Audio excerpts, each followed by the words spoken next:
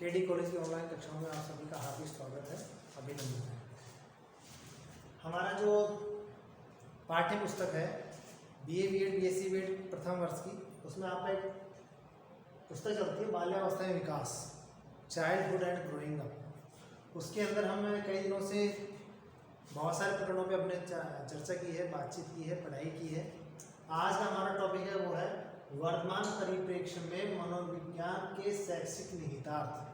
अर्थात जो वर्तमान समय है उसके अंदर शिक्षा मनोविज्ञान की क्या उपयोगिता है, क्या शैक्षिक निहितार्थ, शिक्षा के अंदर उसकी क्या उपयोगिता है, क्या निहितार्थ है, क्या चीज़ निहित हो गई है, उसके बारे में हम चर्चा करेंगे। पहला हमारा पॉइंट है कि शिक्षा मनोविज्ञान अध्यापकों को शिक्षा संबंधी सम्यक दृष्टिकोण प्रदान करता है। तो शिक्षा मनोविज्ञान है वो हमारे जो अध्यापक है उनको शिक्षा संबंधी सम्यक दृष्टिकोण, अर्थात किस प्रकार से पढ़ाना है, किस प्रकार से नहीं पढ़ाना है, किस प्रकार से प्रभावी शिक्षण होगा, किस प्रकार से बालक अधिक रुचि लेकर पढ़ेगा, किस प्रकार से बालक कम समय के अंदर अधिक जानकारी प्राप्त करेगा, किस प्रकार से व्यक्ति व्यवहारिक चीज़ों को सीख सकेगा, किस प्रकार से बालक अपनी अंतर्निहित क्षमताओं को बाहर उजागर करने में सक्षम होगा। इस प्रकार से सम्यक जो दृष्टिकोण है शिक्षा संबंधी उनके बारे में क्या कर सकेंगे, अध्ययन कर सकेंगे। कौन कर सकेंगे? अध्यापक। जब अध्यापक शिक्षा संबंधी सम्यक दृष्टिकोण प्रदान करेंगे तो उससे शिक्षा का स्तर बढ़ेगा, शिक्षा की जागरूकता बढ़ेगी, प्रत्येक व्यक्ति के अंदर शिक्षा बढ़ेगी। प्रत्येक व्यक्ति शिक्षा संबंधी सम्यक दृष्टिकोण पैदा होने से सही दिशा के अंदर सोचेगा, बालक को सही दिशा मिलेगी और बालक पूर्ण रूप से अपना विकास कर सकेगा। इस प्रकार से सम्यक दृष्टिकोण के माध्यम से क्या होगा, शिक्षा में इसकी उपयोगिता होगी। दूसरा है शिक्षा मनोविज्ञान कक्षा में उपयुक्त शैक्षिक वातावरण उत्पन्न करने में सहायक है। शिक्षा मनोविज्ञान है वो क्या करता है, शिक्षा में उपयुक्त शैक्षिक वातावरण। कहा जाता है कि एक शिक्षक को शिक्षा मनोविज्ञान का ज्ञान आवश्यक रूप से होना चाहिए। क्यों होना चाहिए? क्योंकि शिक्षा मनोविज्ञान एक ऐसा विषय है जिसके माध्यम से व्यक्ति जो शिक्षा मनोविज्ञान पढ़ता है उसको प्रत्येक चीज़ का ज्ञान हो जाता है। क्योंकि शिक्षा मनोविज्ञान एक ऐसा विषय है जिसके अंदर बालक की अवस्थाएं जन्म से लेकर मृत्यु होने तक की संपूर्ण जानकारी उसके अंदर निहित है। बालक ने जन्म लिया है, बालक जन्म के समय पैदा होता है तो बालक को किस प्रकार का ज्ञान होता है, बालक का विकास अगर हो रहा है तो कितनी गति से हो रहा है, बालक अगर विकास नहीं हो रहा है तो क्यों नहीं हो रहा है, बालक अगर बार बार शैतानी कर रहा है तो उसका क्या कारण है, बालक अगर पढ़ाई में मन नहीं लग रहा है बालक का तो क्या कारण है, बालक परिवार में अगर उठा रहता है तो उसका क्या कारण है, बालक का शारीरिक विकास नहीं हो रहा तो उसका क्या कारण है, बालक का मानसिक विकास नहीं हो रहा उसका क्या कारण है। तो शिक्षा मनोविज्ञान का अध्ययन अगर किसी अध्यापक ने किया है तो उसे सम्यक जानकारी रहेगी कि बालक का 5 वर्ष का बालक है तो उसके 5 वर्ष के बालक की जब आयु होगी तो उस समय उसका वजन कितना हो जाना चाहिए, कितनी उसका बौद्धिक विकास हो जाना चाहिए, कितना उसका वजन होना चाहिए बालक का। ये सब जानकारी शिक्षा मनोविज्ञान के अंतर्गत दी जाती है। जब शिक्षा मनोविज्ञान का अध्यापक को ज्ञान होगा तो कक्षा में उपयुक्त शैक्षिक वातावरण बनाने में सक्षम होगा। क्यों? क्योंकि बालक को मालूम है कि जो बालक पढ़ रहा है या बालक जो पढ़ना चाह रहा है, जो कक्षा के अंदर बालक है उसको कैसा वातावरण देने से बालक शिक्षा ग्रहण कर सकेगा, या किस प्रकार से किस विधि से बालक को पढ़ाया जाए तो वो शिक्षा को ग्रहण कर सकेगा या जल्दी ग्रहण कर सकेगा। इस प्रकार से उपयुक्त शैक्षिक वातावरण उत्पन्न करने में शिक्षा मनोविज्ञान की महत्वपूर्ण भूमिका है।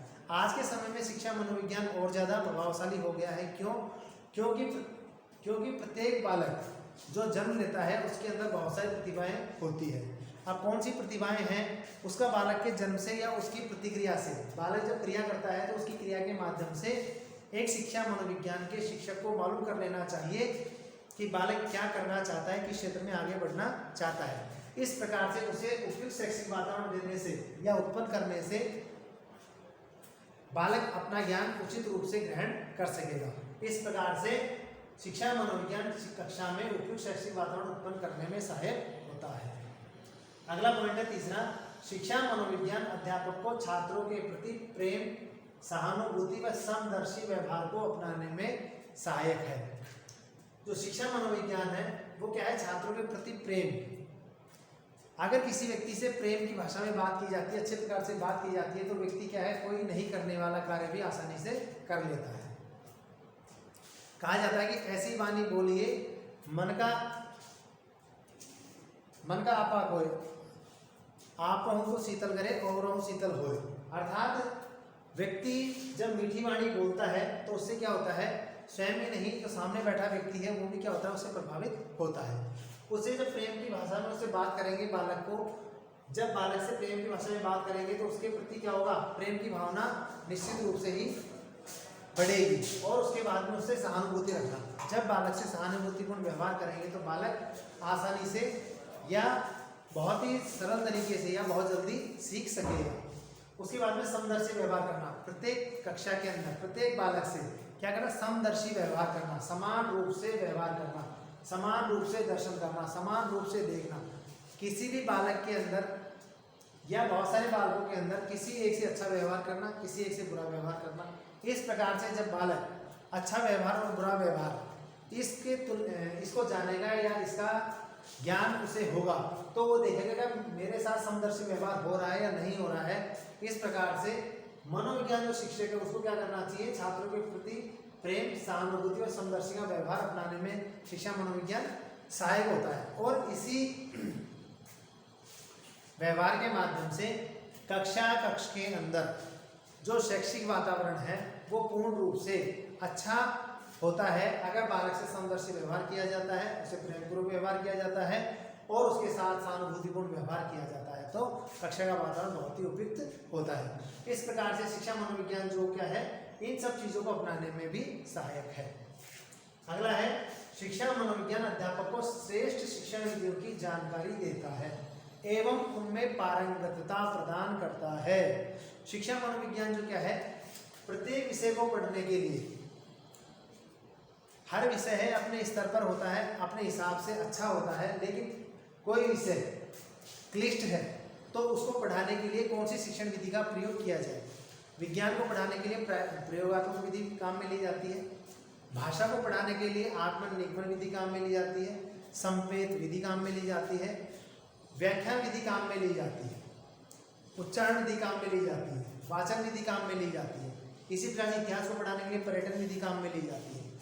इसी प्रकार से शिक्षा मनोविज्ञान क्या करता है, श्रेष्ठ शिक्षण विधियों की जानकारी देता है कि कौन सी विधि से किस विषय को किस विधि से पढ़ाने से शिक्षा का अच्छा प्रभाव पड़ेगा या बालक पूर्ण रूप से उस ज्ञान को ग्रहण कर सकेगा एवं उसे पारंगतता प्रदान करने में। कोई भी व्यक्ति है, कोई भी शिक्षक है, अगर किसी शिक्षण विधि को काम में ले रहा है और उस शिक्षण विधि को काम में ले रहा है जिसके माध्यम से बालक जल्दी सीख रहे हैं या बालकों को रुचि आ रही है, तो उस शिक्षण विधि को शिक्षक अच्छे प्रकार से पढ़कर उसमें पारंगतता अपने आप में ग्रहण करेगा और उसमें पारंगतता प्रदान अपने आप में कर लेगा। तो शिक्षा मनोविज्ञान क्या करती है, श्रेष्ठ शिक्षण विधियों की जानकारी देता है एवं उसे पारंगतता प्रदान करता है कि किस विधि से अच्छे प्रकार से पढ़ाने से शिक्षा सही प्रकार से प्रभावशाली होगी, संप्रेषण किस प्रकार से ठीक होगा। अगला पॉइंट है, शिक्षा मनोविज्ञान अध्यापक को बालक के स्वभाव के ज्ञान तथा मानव व्यवहार की प्रकृति से परिचित कराता है। शिक्षा मनोविज्ञान क्या करता है, बालक के स्वभाव के ज्ञान, बालक का स्वभाव कैसा है, उसकी प्रकृति कैसी है, इससे अवगत कराता है। कब कराता है, जब अध्यापक को शिक्षा मनोविज्ञान का ज्ञान होगा या शिक्षा संबंधी उसने जानकारी ली होगी। शिक्षा संबंधी जानकारी लेने से बालक के अंदर उन सब गुणों का समावेश हो जाता है या अध्यापक को उन सब चीज़ों का ज्ञान हो जाता है कि बालक का स्वभाव कैसा है। बालक का स्वभाव कैसा है इसका ज्ञान करने के लिए शिक्षक को अलग से किसी प्रकार की कोई चीज़ ध्यान रखने की आवश्यकता नहीं होती है। बालक का जो एटीट्यूड होता है, उसकी अभिव्यक्ति जो होती है, बालक के जो हाव भाव होते हैं, उसका चाल चलन जो होता है, उसका तरीका जो होता है, कार्य करने की पद्धति होती है, अनुशासन होता है, इन सब चीज़ों से बालक के स्वभाव का और उसकी प्रकृति का मालूम चल जाता है। जब बालक की प्रकृति का अध्यापक को मालूम चल जाएगा तो बालक की जो प्रकृति है उसके अनुसार ये शिक्षक क्या करेगा, उसको पढ़ाएगा। जब बालक जिस रूप में बालक पढ़ना चाहता है या पूरी कक्षा पढ़ना चाहती है, जब उसको उसी प्रकार से जिस प्रकार से पढ़ना चाहता है पढ़ाया जाएगा तो शिक्षा जल्दी ग्रहण करेगा, या बालक को जो ज्ञान दिया जा रहा है वो उचित रूप से या जल्दी ग्रहण कर लेगा। इस प्रकार शिक्षा मनोविज्ञान क्या करता है, बालक के स्वभाव का ज्ञान अध्ययन करता है और उसके व्यवहार की प्रकृति से भी परिचित कराता है। अगला पॉइंट है, शिक्षा मनोविज्ञान शिक्षा के क्षेत्र में व्यक्तिगत विभिन्नताओं को ध्यान में रखना सिखाता है। जैसा कि हमने पहले भी बात की थी, ये है इंडिविजुअल डिफरेंसेस। प्रत्येक व्यक्ति के अंदर क्या होती है, जन्म से ही क्या होती है, अलग अलग विभिन्नताएं होती है। कोई बालक होता है प्रयोग करने में अच्छा होता है, प्रयोगात्मक विधि के माध्यम से जल्दी पढ़ना सीख जाता है। कोई खेल विधि से पढ़ना सीखता है, कोई चित्रकारी के माध्यम से पढ़ना सीखता है, कोई बोलना जल्दी सीख जाता है, कोई कार्य करना जल्दी सीख जाता है, कोई साइकिल चलाना जल्दी सीख जाता है, कोई पैदल चलना जल्दी सीख जाता है। इस प्रकार से क्या है, प्रत्येक व्यक्ति के अंदर व्यक्तिगत विभिन्नता होती है, जिसको ध्यान में रखने से प्रत्येक बालक को ज्ञान अच्छी प्रकार से दिया जा सकता है। जब हम व्यक्ति की व्यक्तिगत विभिन्नताओं की बात करेंगे तो कोई बालक होता है जो प्रकृति को पास से जानना चाहता है, वो प्रकृति के संपर्क में ज़्यादा रहता है, पेड़ पौधे से अधिक प्रेम करता है। कई व्यक्ति होते हैं जो समाज सेवा के अंदर ज़्यादा ध्यान रखते हैं। कई बालक होते हैं जो विद्यालय के अंदर पढ़ने में अधिक रुचि लेते हैं, वैज्ञानिक कार्य करने में अधिक रुचि लेते हैं।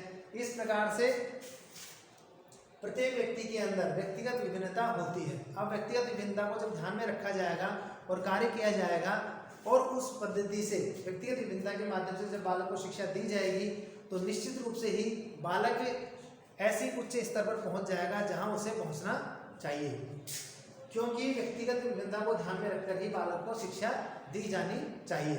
इस प्रकार से शिक्षा मनोविज्ञान शिक्षा के क्षेत्र में व्यक्तिगत विभिन्नताओं को ध्यान में रखना सिखाता है।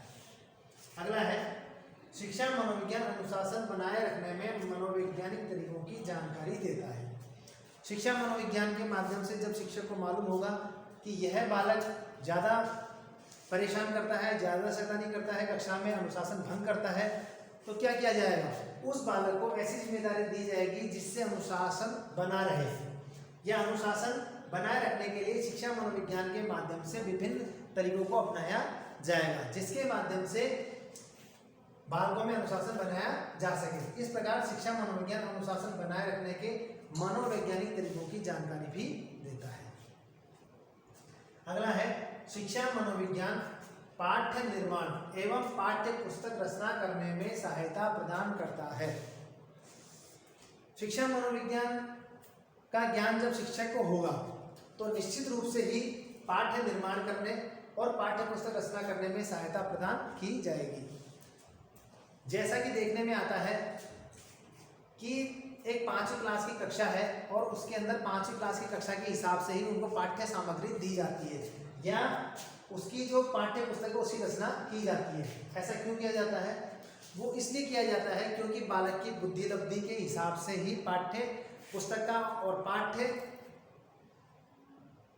का निर्माण किया जाता है। क्यों? क्योंकि उसके अंदर बालक अगर 5वीं कक्षा में है तो 5वीं कक्षा के हिसाब से ही उसकी बुद्धि लब्धि होगी और उतना ही ज्ञान ग्रहण कर सकेगा जितना कि उस पुस्तकों में दिया हुआ है। पाठ्य पुस्तक निर्माण का एक सिद्धांत होता है जिसके माध्यम से उसके अंदर इतिहास की, वर्तमान समय की और बहुत सारी चीज़ें ऐसी ली जाती है जिसके माध्यम से बालक का जो वास्तविक जो स्वरूप है या वास्तविक जो स्थिति है उसके अनुसार ही पाठ्य पुस्तक का या पाठ्य रचना का निर्माण किया जाता है। क्योंकि अगर पाठ्य पुस्तक का निर्माण ऐसा किया जाएगा कि बालक की बुद्धि लब्धि से अधिक होगा तो बालक उस ज्ञान को ग्रहण नहीं कर सकेगा और बालक ज्ञान ग्रहण नहीं कर सकेगा तो उससे क्या होगा, वो जो बालक को शिक्षा दी जा रही है उसका कोई औचित्य नहीं है। तो जो शिक्षा मनोविज्ञान वो क्या करता है, पाठ्य निर्माण करता है और पाठ्य पुस्तक की रचना करता है। बालक की आयु वर्ग को देखकर इन सब चीज़ों का निर्माण किया जाता है, उसकी बुद्धि लब्धि के अनुसार इसका निर्माण किया जाता है। अगला है, शिक्षा मनोविज्ञान बालकों के चहुमुखी विकास की विभिन्न विधियों तथा आयामों की जानकारी प्रदान करता है। शिक्षा मनोविज्ञान बालक के चहुमुखी विकास से मतलब यह है बालक का शारीरिक विकास है, बौद्धिक विकास है, शारीरिक विकास है, संवेगात्मक विकास है, मनोवृत्तिक विकास है, बालक का सामाजिक विकास है। सारा सभी प्रकार का जो विकास होता है वो शिक्षा मनोविज्ञान के आधार पर किया जाता है और उनकी विकास की विभिन्न विधियों देखा जाता है कि बालक को एक ही विधि के माध्यम से सारी कक्षाएं पढ़ा दी जाती है और बालक ज्ञान ग्रहण करने में सक्षम नहीं होता है। लेकिन वास्तव में होना ये चाहिए कि बालक के चहुमुखी विकास करने के लिए खेल खिलाना भी आवश्यक है, पढ़ाना भी आवश्यक है, प्रयोग कराना भी आवश्यक है, कंप्यूटर भी आवश्यक है, वाचनालय भी आवश्यक है, पुस्तकालय भी आवश्यक है। प्रत्येक गतिविधि जो कि बालक का चहुमुखी विकास करने में सहायक है, वो सब कार्य करवाए जाने चाहिए, जिससे बालक का क्या हो, चहुमुखी विकास करने में सक्षम हो। और विभिन्न विधियों के माध्यम से, खेल विधि से अगर बालक को खेल विधि का अगर प्रयोग किया जाता है तो बालक खेल विधि के माध्यम से पढ़ना सीखता है, या खेल विधि के माध्यम से जल्दी सीख जाता है। इस प्रकार से विभिन्न विधियों एवं विभिन्न आयामों की जानकारी के माध्यम से बालक को शिक्षा दी जानी चाहिए। इसी प्रकार शिक्षा मनोविज्ञान क्या करता है, चहुमुखी विकास करने में उसकी सहायता प्रदान करता है।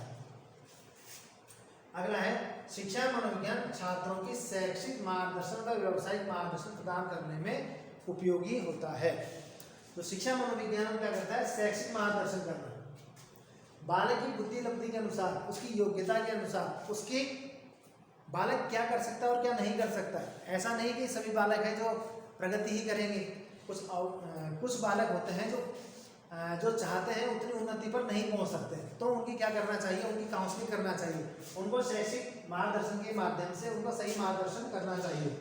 हो सकता है बालक पढ़ने में अच्छा हो लेकिन वो प्रयोग के माध्यम से किसी कार्य को करना चाहता हो, तो उसे क्या करना चाहिए, प्रयोग के माध्यम से सीखने के लिए, सिखाने के लिए उसको ऐसे विभाग की जानकारी दी जानी चाहिए जिससे बालक उस क्षेत्र में आगे बढ़कर और कार्य कर सके। उसका शैक्षिक मार्गदर्शन करना चाहिए, उसकी शिक्षा के माध्यम से उस क्षेत्र के अंदर आगे बढ़ने के लिए उसे मार्गदर्शन किया जाना चाहिए, जिससे उसका शिक्षा का स्तर ऊंचा हो और बालक उस क्षेत्र में आगे बढ़ सके जिसमें वो आगे बढ़ना चाहता है। एवं उसे व्यावसायिक मार्गदर्शन प्रदान करने में सहायक बालक का क्या होता है, शैक्षिक मार्गदर्शन के साथ साथ व्यावसायिक मार्गदर्शन में भी सहायता प्रदान करनी चाहिए, क्योंकि जो भावी जीवन है उसके अंदर शैक्षिक मार्गदर्शन के साथ साथ उसको भावी जीवन भी जीना है। अब जब भावी जीवन जीना है तो उसके लिए क्या होगा, उसको व्यावसायिक मार्गदर्शन भी आवश्यक है। बालक को प्रत्येक समय समय पर उसे व्यावसायिक शिक्षा कि अमुक शिक्षा के अंदर आपको इस तरह का लाभ हो सकता है, इस चीज़ के अंदर आप उन्नति कर सकते हैं, इस व्यवसाय के अंदर आपको समाज सेवा का मौका भी मिलेगा, इस सेवा के अंदर आपको परिवार का सेवा भी का मौका भी मिलेगा और हमारे राष्ट्र का सेवा का मौका भी मिलेगा। इस प्रकार से उसको जिस क्षेत्र के अंदर बालक की जिस क्षेत्र के अंदर बालक की रुचि है उसको उसका मार्गदर्शन करते हुए उसको व्यावसायिक मार्गदर्शन भी करना चाहिए। लास्ट और अंतिम है, शिक्षा मनोविज्ञान अध्यापकों तथा प्रशासकों को मापन एवं मूल्यांकन की नवीन विधियों की जानकारी प्रदान करता है। शिक्षा मनोविज्ञान क्या करता है, अध्यापकों को, जो अध्यापक है अध्यापन कार्य करवा रहे हैं, बालकों को शिक्षा दे रहे हैं, बालकों को ट्रेनिंग दे रहे हैं, विविध प्रकार की चहुमुखी विकास बालकों का कर रहे हैं, उनको तथा प्रशासकों को, जो प्रशासक है, मैनेजमेंट है, एडमिनिस्ट्रेटिव बॉडीज है, उनको क्या करता है, मापन एवं मूल्यांकन की नवीन विधियों की जानकारी देता है।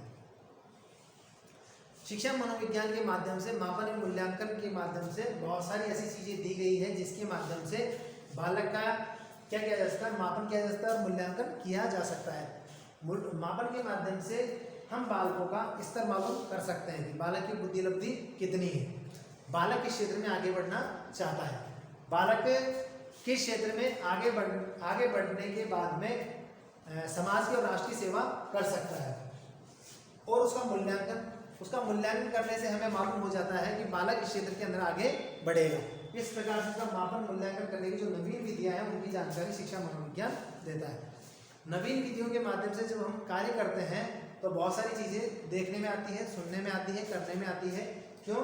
क्योंकि नवीन जो टेक्नोलॉजी का आजकल उपयोग हो रहा है वो ऐसा है जिसके माध्यम से बालक नई जानकारी प्राप्त करके नए क्षेत्र को चुन सकते हैं। इस प्रकार बालक के शैक्षिक और व्यावसायिक मार्गदर्शन के साथ साथ में बालक के जो उसके अध्यापक और प्रशासक है उनका मापन एवं मूल्यांकन की नई विधियों का उपयोग भी किया जाता है। इस प्रकार शिक्षा मनोविज्ञान के ये जो कार्य दिए हुए हैं, इतने कार्य मुख्य रूप से शिक्षा मनोविज्ञान के अंतर्गत किए जाते हैं।